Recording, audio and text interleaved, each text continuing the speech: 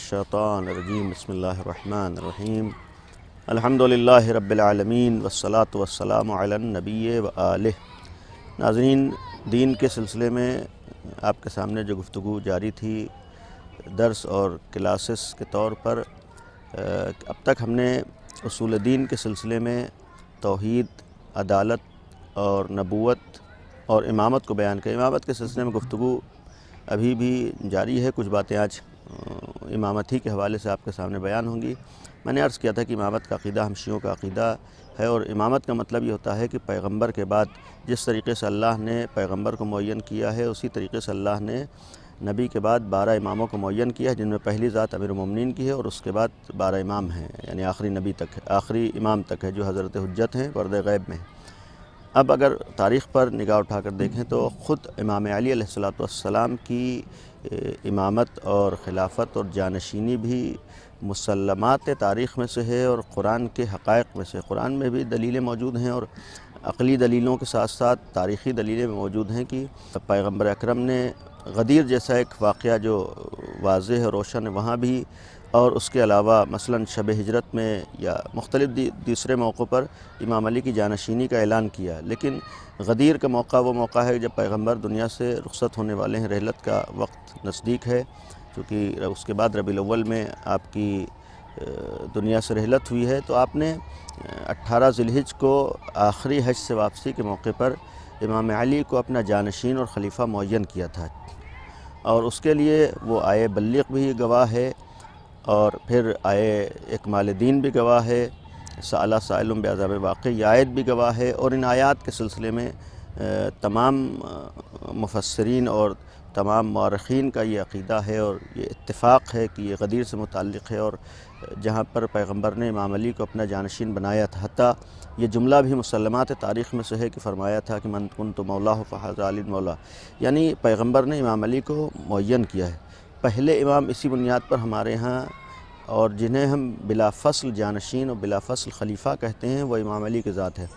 امام علی کے سلسلے میں ایک مختصر طور پر اپنے جوانوں کے لیے کہ آپ نے 13 رجب کو 37 عام الفیل، یعنی جس سال ابرہے نے کعبے کے اوپر حملہ کیا تھا اسے عام الفیل کہا گیا، یعنی فیل کا مطلب ہاتھی ہے، اس ہاتھی والا سال، یعنی اسی کے اعتبار سے تو پہلی عام الفیل کو پیغمبر کی ولادت تھی، 30 عام الفیل کو امیر المومنین کی ولادت ہوئی۔ کعبے میں ولادت ہونے والی صرف ذات امام علی کی ہے، اور ولادت کے بعد سے بچپن ہی سے آپ نے دین کے لیے اور پیغمبر کے ہمراہی کے لیے قربانیاں دینا شروع کی، پیغمبر کا ساتھ دیا ہے۔ اس بابرکت زندگی میں جو 63 سالہ زندگی ہے، امیر المومنین کی شہادت 47 ہجری میں ہوتی ہے، 19 رمضان کو ضربت لگی ہے اور 21 ماہ رمضان کو شہادت ہوئی ہے۔ لیکن اس مختصر زندگی میں، بہت زیادہ زندگی نہیں، لیکن جو خدمات مولا کائنات نے انجام دیے ہیں وہ آج تاریخ میں سنہرے حروف میں ثبت ہیں، اور خود امیر المومنین کی زندگی، امیر المومنین کی سیرت اور امام علی کا کردار اور وہ چیزیں جو لوگوں کے سامنے آئی، یہ خود گواہ ہے کہ اگر کوئی جانشین ہو سکتا ہے تو امام علی جیسی ذات، اگر کسی کو خلیفہ ہونا چاہیے، کسی کو امام ہونا چاہیے تو امام علی جیسی ذات کو، یعنی جس کے کمالات کا ہر انسان معترف ہو۔ جہاں تک علم کی بات ہے اس کا بھی اعتراف امام علی کے سلسلے میں ہے، اور دیگر فضیلتوں کا اعتراف ہے، اس کے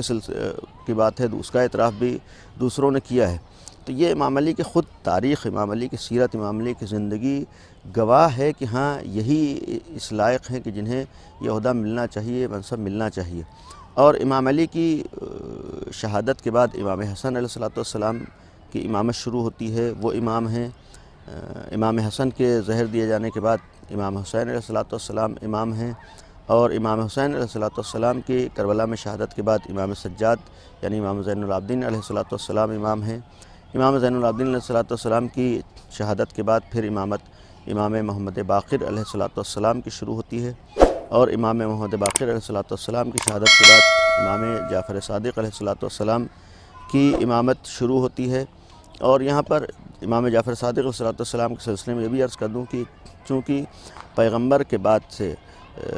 چھٹے امام کے زمانے تک درمیان میں مختلف عجیب و غریب حالات سے دنیا کو گزرنا پڑا، اور حساس موڑ آئے اور بہت سخت مرحلوں سے گزرے ہیں، لہذا وہ سنت، وہ سیرت اور وہ دین جو پیغمبر اکرم لے کر آئے تھے، بہت حد تک اس سلسلے میں لوگوں نے تبدیلیاں کرنا چاہییں اور اس کو بدلنا چاہا۔ چھٹے امام کو اپنے زمانے میں تھوڑا موقع ملا اسی پیغمبر کی سیرت کو دوبارہ زندہ کرنے کا، لہذا سیرت پیغمبر اور دین پیغمبر اور مذہب پیغمبر مذہب جعفری کے نام سے بھی مشہور ہوا۔ آج ہم لوگ مذہب جعفری بھی اس بنیاد پر کہلاتے ہیں۔ یہ میں نے اس لیے متوجہ کیا کہ غلط فہمی نہ ہو کہ چھٹے امام نے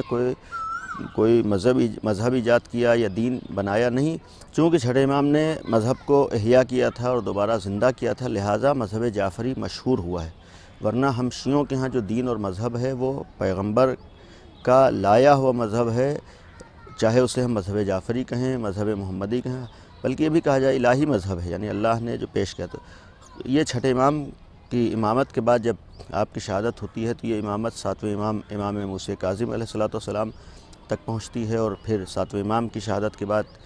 یہ امامت آٹھویں امام علی رضا علیہ السلام تک پہنچتی ہے۔ آٹھویں امام کی شہادت کے بعد نویں امام محمد باقر علیہ السلام امام قرار پاتے ہیں، اور نویں امام کے سلسلے میں بھی قابل غور چیز ہے کہ جس وقت نویں امام تک امامت پہنچی ہے تو امام کا سن مبارک بہت ہی کم تھا، یعنی 8 سال کل آپ کی عمر تھی جس وقت آپ منصب امامت پر فائز ہوئے، اور یہ 8 سال میں امامت کے عہدے پر فائز ہونا لوگوں کے لیے شبہے اور سوالات کا سبب بنا۔ لیکن جب یہ عقیدہ ثابت ہے، مسلمات میں سے ہے کہ امامت الہی عہدہ ہے، تو اللہ جس کو جس سن میں چاہے امامت دے سکتا ہے، اور جس سن میں چاہے اللہ امام بنا سکتا ہے اور بناتا ہے۔ اور پھر خود جب یہ نبوت کا ہی سلسلہ ہے جو آگے بڑھا ہے، تو جس طریقے سے نبی کم سنی میں نبی ہو سکتا ہے، اسی طریقے سے امام بھی کم سنی میں امام ہو سکتا ہے۔ تو نویں امام کی امامت 8 سال کے سن میں شروع ہوئی تھی آپ کی شہادت کے بعد، اور یہ بھی آپ کے ایک دوسرے اماموں کے مقابلے میں امتیازات میں سے ہے کہ آپ کی عمر بہت کم تھی، 25 سال ٹوٹل عمر ہے، کل عمر ہے جس میں آپ شہید ہوئے۔ آپ کی شہادت کے بعد آپ کے بیٹے امام علی نقی علیہ السلام امام ہوئے ہیں، اور امام علی نقی علیہ السلام کی شہادت کے بعد ان کے بیٹے امام حسن عسکری علیہ السلام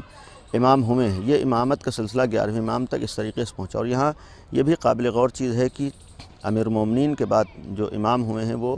آپ کے 2 بیٹے ہیں، یعنی امام حسن اور امام حسین،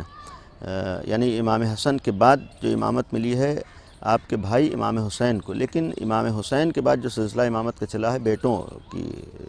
طرف سے، یعنی امام حسین کے بیٹے امام ہوئے ہیں، امام سجاد کے بیٹے امام ہوئے ہیں، یعنی ہر امام کے بعد ان کا بیٹا امام ہوا ہے۔ 11ویں امام کی امامت کا جب آخری مرحلہ آیا ہے، یعنی آپ کی شہادت ہوئی ہے، اور شہادت 260 ہجری میں ہوئی ہے، اس وقت 12ویں امام حضرت حجت ارواحنا لہ الفدا کی امامت کا آغاز ہوتا ہے، یعنی اس وقت سے آخری امام ہیں، اور اس وقت آپ کی عمر کل 5 سال تھی، یعنی آپ کی چونکہ ولادت 255 ہجری جو مشہور ہے، 255 ہجری میں ولادت ہوئی ہے، 260 ہجری میں آپ امامت کے عہدے پر فائز ہوئے ہیں، یعنی نویں امام 8 سال کے سن میں امامت کے عہدے پر فائز ہوئے تھے، اور پھر 10ویں امام بھی اس کے بعد امام ہوئے ہیں، وہ 6 سال کی عمر میں امامت کے عہدے پر فائز ہوئے، اور آخری امام 5 سال کے، یعنی ہمارے 3 امام کم سنی میں امامت کے عہدے پر فائز ہوئے۔ تو آخری امام کی امامت کا آغاز جس وقت ہوا ہے 5 سال کا سن تھا، اور 5 سال کی عمر مبارک تھی۔ اس 5 سال کی عمر مبارک سے امامت کا آغاز ہونا یہ بھی ایک بہت بڑا امتحان تھا، لیکن جہاں اللہ پر یقین ہو، جہاں اللہ کی طرف سے منصب اور عہدے کو قبول کیا جائے، وہاں شکوک و شبہات ذہن میں نہیں آتے ہیں، لہذا آخری امام کی امامت کا عقیدہ سب نے رکھا، اور آج بھی وہ امام ہیں، ابھی تک انہی امام کی امامت کا سلسلہ جاری و ساری ہے، وہ زندہ ہیں، صرف یہ ہے کہ اس وقت ہماری نگاہوں کے سامنے نہیں ہیں، اس وقت آخری امام ہم ان کو اپنی نگاہوں سے دیکھ نہیں سکتے، لیکن وہ امام اس وقت بھی امام ہیں، اور یہ زمانہ جو امام کی امامت کا ہے زمانہ غیبت کہا گیا ہے، یعنی جب ہم امام کو اپنی آنکھوں سے اپنی نگاہوں سے نہیں دیکھ سکتے ہیں۔ 260 ہجری سے غیبت کا آغاز ہوا تھا، لیکن 260 سے 329 ہجری تک بھی غیبت ہے، لیکن وہ غیبت صغریٰ کہی گئی ہے، جس میں خاص امام کے 4 نائب تھے جو نواب اربعہ کہے گئے ہیں، لیکن اس کے 329 ہجری سے آج تک غیبت کبریٰ ہے، جس میں امام کے نائب ہیں، لیکن نائب عام ہیں، یعنی وہ نائب امام نے خود معین کیے تھے، یہ امام کے بتائے ہوئے تعلیمات اور شرائط کی بنیاد پر گویا نائب ہوتے ہیں، لہذا اس زمانے میں بھی آخری امام کی امامت کا دور ہے اور یہ زمانہ بھی امام کی امامت کا ہے۔ ہمارے لیے واجب ہے کہ ہم امام کی امامت کا عقیدہ رکھیں، اور انہی عقائد میں واجب ہے کہ امام زندہ ہیں، اس وقت بھی امام موجود ہیں، اور آخری بات امام کے سلسلے میں عرض کر دوں، یہی 12ویں امام ہیں۔ جب اللہ کا حکم ہوگا، اللہ کی مشیت ہوگی، اللہ کی مرضی ہوگی، اس وقت ظاہر ہوں گے، اور جس کی خبر خود پیغمبر نے دی ہے، جس کے اشارے قرآن میں موجود ہے، جب دنیا ظلم و جور سے بھر جائے گی تو یہی امام جو اس وقت پردہ غیب میں موجود ہیں، جو 11ویں امام کے بیٹے ہیں، جن کی ولادت 255 ہجری میں ہوئی ہے، یہی ظاہر ہوں گے اور دنیا کو عدل و انصاف سے بھریں گے۔ اللہ سے ہم دعا کریں کہ خداوند عالم ہم سب کو امام کی معرفت عطا فرمائے اور امام کے ظہور سے ہم سب کو نزدیک کرے، یعنی امام کے ظہور کو بھی ہم لوگ اپنی نگاہوں سے دیکھ سکیں۔ وآخر دعوانا ان الحمد للہ رب العالمین۔